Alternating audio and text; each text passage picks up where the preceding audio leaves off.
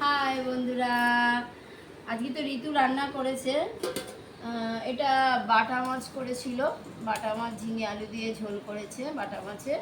এই যে ওরা তো বাটা মাছ খায় না, সোনাই আরও ওদের জন্য এই যে ডিম করেছে ভাজা।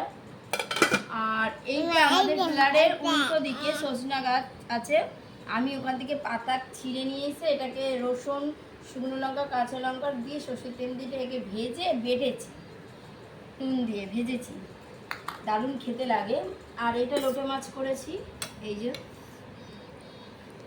আর এইটা হচ্ছে ঢেঁড়স আলু ভাজা করা হয়েছে, ঋতুই করেছে।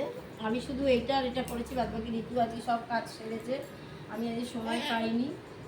তা এই কাছাকাছি করে এবার খেতে বসেছি।